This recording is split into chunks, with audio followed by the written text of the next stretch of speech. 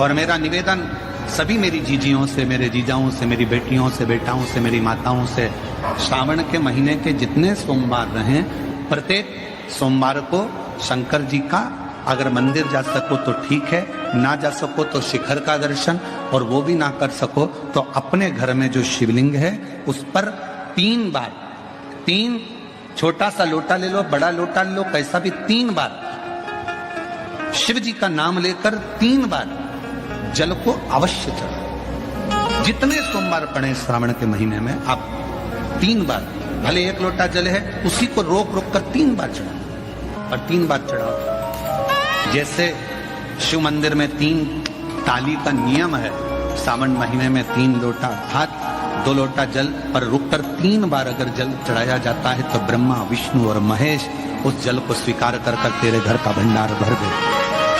3 बार सावन के महीने में किसी भी एक सोमवार को अगर व्यापार नहीं चल रहा है, नौकरी नहीं मिल रही है, तो कोई तकलीफ आ रही है, तो कोई कष्ट आ रहा है, कोई रोग बढ़ रहा है, डॉक्टर से ऐसा लग रहा है कि ये बड़ी बीमारी बताने वाला है, शरीर में कोई गांठ पड़ गई है और वो जांच के लिए गई है, तो बिल्कुल श्रावण के महीने में किसी भी एक सोमवार को गंगा जल लेकर जाइए शिव मंदिर में। शंकर जी के मंदिर में थोड़ा सा गंगा जल नंदी को समर्पित कर कर, थोड़ा अशोक सुंदरी को समर्पित कर कर, थोड़ा गणेश और कार्तिकेय को समर्पित कर कर, थोड़ा सा गंगा जल जया, विषहरा, शामरीबारी, दौतली और देव को समर्पित कर कर, थोड़ा सा गंगा जल शिवलिंग को समर्पित कर दो। उस गंगा जल को वापिस झेल कर लेकर आओ। 3 दिन तक लगातार उस गंगा जल को पीना प्रारंभ करो। उसके बाद जांच के लिए आप कहीं पर भी जाइए, बाबा कृपा जरूर करेगा, ये निश्चित था। श्री शिवाय नमस्तुभ्यं। एक और अच्छी बात है, बहुत ध्यान लगाकर सुनिएगा जरा। जितने आस्था चैनल पर सुन रहे हो, यूट्यूब पर सुन रहे हो, फेसबुक पर सुन रहे हो या इस पंडाल में श्रवण कर रहे हो, बहुत सावधानी से ध्यान दीजिएगा। कभी श्रावण महीने में अगर आप शंकर जी के मंदिर में जाएं और शिव मंदिर किसी वृक्ष के नीचे हो, बट वृक्ष के नीचे हो, चाहे पीपल के वृक्ष के नीचे हो, चाहे वो आंवले के वृक्ष के नीचे हो, चाहे वो बेलपत्री के वृक्ष के नीचे हो, चाहे वो शमी के वृक्ष के नीचे हो, चाहे जिस वृक्ष, कोई भी वृक्ष के नीचे अगर कोई शिवालय है, शंकर जी का कोई मंदिर या शंकर जी का कोई शिवलिंग रखा हुआ, तो एक दुर्वा किसी भी श्रावण महीने में तुम जब भी किसी शिवालय में जाएं, जिस वृक्ष के नीचे शिवलिंग हो, उस शिवलिंग पर ये शिवलिंग रखा हुआ है, ये जलाधारी, जलाधारी पर जहाँ शिवलिंग रखा हुआ है वहाँ कटी भाग माता पार्वती जी का हस्तकमल, उसके ऊपर रखा हुआ है शिवलिंग, सामने अशोक सुंदरी और भगवान शंकर के दोनों पुत्र गणेश कार्तिकेय, ऊपर से जल गिरता है जया, विषहरा, शामरीबारी, दौतली, देव, ये भगवान शंकर की 5 बेटियां। तो जो कटी भाग, इस कटी भाग पर अगर मात्र एक दुर्वा समर्पित कर कर, जिसकी किडनी या लीवर डैमेज हो रहा हो, काम नहीं कर रहा हो, या किडनी लीवर में कोई तकलीफ हो रही हो, या डायलिसिस चल रहा हो, तो मात्र एक दुर्वा उस कटी भाग पर श्रावण महीने में समर्पित कर कर, उस दुर्वा के 7 टुकड़े कर कर 7 दिन प्रतिदिन सुबह के समय पर उसको चबाकर खा लेने पर या निगल जाने पर धीरे धीरे धीरे धीरे डायलिसिस बंद होने लगता है और किडनी लीवर अपना काम करना प्रारंभ कर देते हैं। एक दुर्वा, कितनी दुर्वा? एक दुर्वा, मात्र एक दुर्वा। शंकर भगवान पर चढ़े हुए जल जब नीचे की ओर आता है, जिस जगह पर जल गिरता है उस जगह पर मात्र एक दुर्वा अपनी कामना कर कर इस शरीर के सुख के लिए शंकर भगवान के जल गिरने वाले स्थान के पास में अवधूतेश्वर महादेव के नाम से रख दी जाती है, तो जिंदगी में कभी बड़ी बीमारी नहीं आती। उसी तरह इससे रोग को समाप्त करने के लिए दुर्वा का प्रयोग किया गया। आप लोगों ने पूर्व में जो शिव महापुराण की कथा कुबेरेश बाबा की धरा से करी थी, वो आप लोगों को ध्यान में होगा। दुर्वा कैसे उत्पन्न हुई थी, दुर्वा का महत्व क्या है, कितनी दुर्वा चढ़ाना चाहिए, कैसी दुर्वा चढ़ाना चाहिए, दुर्वा की उत्पत्ति कहाँ से हुई है, दुर्वा तोड़ने के बाद पानी में डालने के बाद फिर हरी हो जाती है, इसका क्या कारण है, दुर्वा गणेश जी को क्यों चढ़ाई जाती है, शंकर जी को दुर्वा किस स्थान पर चढ़ाई जाती है, ये सारी कथा आपको पूर्व में इसी कुबेरेश्वर बाबा के पावन धरा से सुना चुके हैं, जो टीवी पर डली हुई है। कभी आपने नहीं सुनी हो तो यूट्यूब पर से दुर्वासा महापुराण की कथा आप निकाल कर उसको श्रवण कर सकते। उसमें वर्णन किया है कि इस दुर्वा का महत्व क्या है, दुर्वा का क्या। मात्र एक दुर्वा शिवलिंग पर चढ़े हुए जल जहां से नीचे की ओर गिरता है, उस जगह पर मात्र अपने शरीर की कामना करते हुए भगवान से रोग मुक्ति के लिए एक दुर्वा अगर समर्पित कर दी जाए तो कोई बड़ी बीमारी जिंदगी में आ ही नहीं सकती, ग्रहण ही नहीं पाती, मतलब ग्रसित नहीं। कथा का विराम होने जा रहा है। श्रावण का पहला दिन, वैसे तो अभी आप गुरु पूर्णिमा की कथा सुनेंगे तो उसमें हम वर्णन करेंगे इस चीज का। श्रावण का पहला दिन और श्रावण का समापन का दिन, ये 2 दिन तुम रुका जी का नाम लेकर अशोक सुंदरी वाली जगह पर एक बेलपत्र अगर कोई समर्पित कर देता है तो उसके घर में वंश की कभी कमी नहीं आ सकती, उसके घर संतान जरूर होती है, पुत्र प्राप्त होता है, बेटी हो बेटा हो संतान अवश्य प्राप्त होता है, वंश बढ़ता है। एक बेलपत्र शिव को अपनी मनोकामना कर कर रोग धोग बीमारी तकलीफ कष्ट दूर करने के लिए शंकर के शिवलिंग पर अगर बन सके तो मंदिर में, आप लोग तो यहाँ हैं तो देवाधिदेव महादेव कंकर शंकर को चढ़ाओ, और अगर बेलपत्र नहीं हो तो बेलपत्र जो चढ़ी हुई हो उसी को धोकर वापिस चढ़ाओ। वापिस और सावन का महीना है, दिल से बाबा को रिझाओ।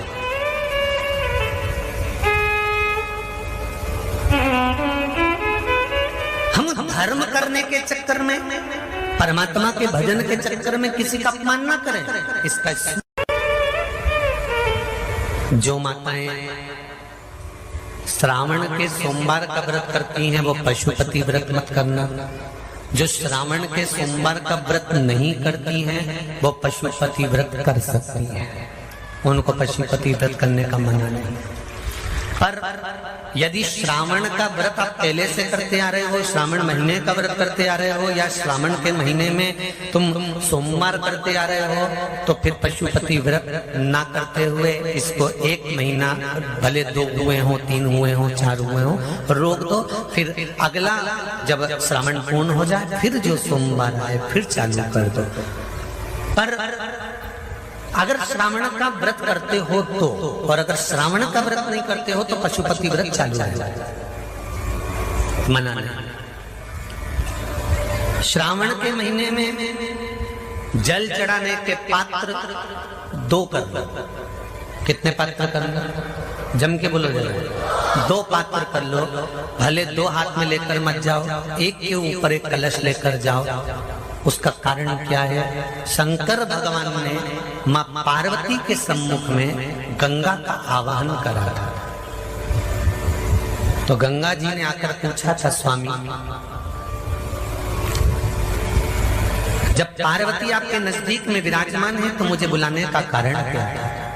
भगवान शंकर कहते हैं, श्रावण का महीना प्रारंभ हो रहा है, जब मेरे ऊपर सृष्टि का भार आएगा तो मुझे गंगा और पार्वती दोनों की जरूरत पड़ेगी। जब घर में विवाह आता है, शादी आती है, कोई फंक्शन आता है, कोई मेहमान आते हैं तो थोड़ी ड्यूटी बढ़ जाती है। रोज 8 बजे उठते हो, पर शादी रहती है तो कितने बजे उठना पड़ता है? सुबह 6 बजे 7 बजे। यहाँ पर भी आप रोज अपने घर पर उठते होगे 8 बजे तक 7 बजे तक, पर यहाँ तो तुम जब सो रहे होगे तो सवेरे कब हो जाती है और रात कब हो जाती है तुम्हें नहीं मालूम पड़ता होगा कि कब रात हो गई कब सुबह हो गई। लोग ढोलक पीते पीते पीते पीते 11, 12, 1 और तुम्हारी लग गई झपकी और बज गई 3:30, सब लग गए लाइन में नहाने और तुम भी भगी जल्दी से नहाने। अब नहाने भी कहाँ जाएं, तो माता इतनी चतुर, उन्होंने कहा बरसती हो रही है जल की। भगवान भी सोच समझ के पानी गिराता था, 3 बजे से गिराना चालू करता था 6 बजे तक। उस बीच में भगवान को भी मालूम है मिश्रा जी कहाँ से नल लाएगा, इसलिए उन्होंने चारों तरफ से पानी गिराया और तो नहाना के अंदर। बोलो सही है कि गलत है?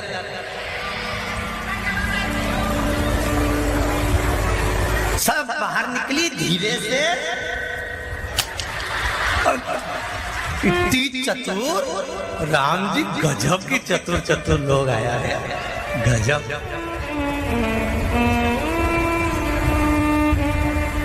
पर एक बात कहूंगा, दिल लेकर आए हो, मेरा महादेव भी तुमको दिल से लुटाएगा, ये पक्का है। 5 पुष्प और 5 लोटा जल। सोमवार के दिन शिव जी के मंदिर में प्रातः के समय पर बाबा को 1 बेलपत्र, 1 दुर्बा, 1 पुष्प, 1 लोटा जल समर्पित कर थोड़ी देर रुककर श्री शिवाय नमस्तुभ्यम या पंचाक्षर मंत्र ओम नमः शिवाय स्मरण कर महामृत्युंजय मंत्र का स्मरण कर फिर बेलपत्र, फिर दुर्बा, फिर पुष्प, फिर जल, ऐसा 5 पंच बेलपत्र, पंच दुर्बा, पंच पुष्प, पंच पात्र जल तुम रुका जी का नाम लेकर समर्पित कर उस जल का आचमन करिए। 5 सोमवार या 7 सोमवार करिए, बाबा गर्भ अवश्य ठहराएगा और संतान अवश्य हो। तुम रुका जी के नाम का स्मरण ही जीव का आनंद दे जाता है। बोल तुम रुक्रेश्वर महादेव की, नंदीश्वर महादेव की। शिव के नाम का उच्चारण हमारे जीवन का सुख दे जाता है। श्रावण का पहला सोमवार होता है शिव तत्व का, श्रावण का दूसरा सोमवार होता है देवी तत्व का, माँ दुर्गा, माँ भवानी।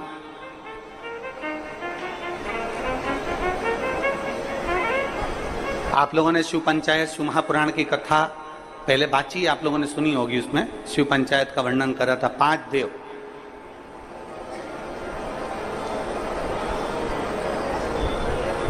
शंकर भगवान, स्वयं पंचदेव में प्रथमता प्राप्त कर बैठते। माँ दुर्गा, भगवान नारायण शिव पंचायत में, भगवान भास्कर देव और स्वयं भगवान शिव के सुंदर आनंद धारण करने वाले श्री गणेश पंच।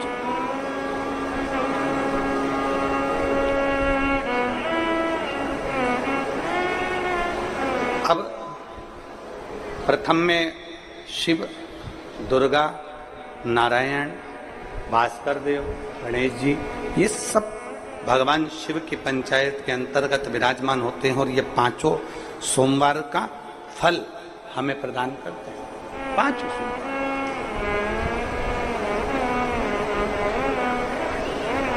एक सोमवार की महत्वता है, एक सोमवार का क्रम है। कई माताएं उस क्रम को धारण भी करती हैं, ऐसा नहीं कि कई माताएं नहीं करती हैं, सबका अपना अपना नियम होता है।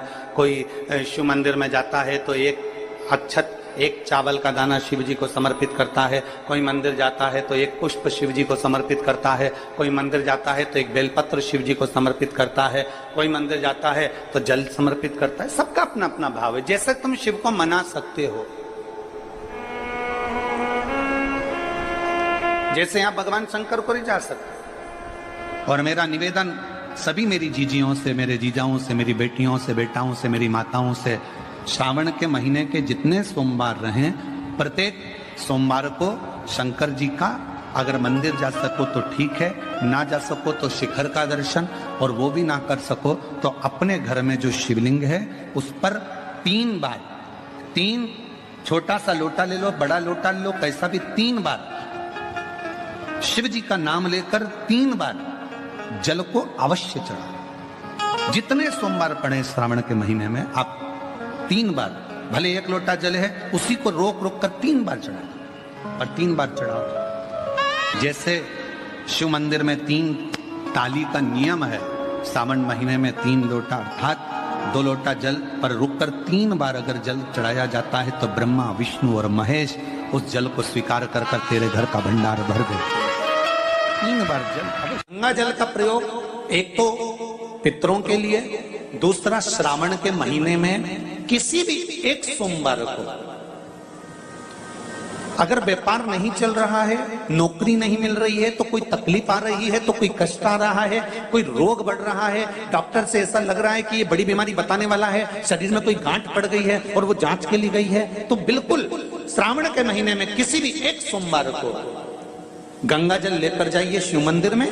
शंकर जी के मंदिर में थोड़ा सा गंगा जल नंदी को समर्पित कर कर, थोड़ा अशोक सुंदरी को समर्पित कर कर, थोड़ा गणेश और कार्तिकेय को समर्पित कर कर, थोड़ा सा गंगा जल जया, विषहरा, शामरीवारी, दौतली और देव को समर्पित कर कर, थोड़ा सा गंगा जल शिवलिंग पर समर्पित कर दो। उस गंगा जल को वापिस झेल कर लेकर आओ। 3 दिन तक लगातार उस गंगा जल को पीना प्रारंभ करो। उसके बाद जांच के लिए आप कहीं पर भी जाइए, बाबा कृपा जरूर करेगा, ये निश्चित था। उस गंगा जल की प्रधानता, उस गंगा जल का एक गौ माता, गौ, गंगा और संत, ब्राह्मण, साधु, सन्यासी, सात्वित्ववान नारी, कन्या, स्त्री, इनका जो महत्व है उसको जान गए तो जिंदगी सार्थक हो। यदि भूलवश भी अगर कोई व्यक्ति मंदिर में बेलपत्र चढ़ा हुआ है और बेलपत्र उसने एकत्रित कर लिया मंदिर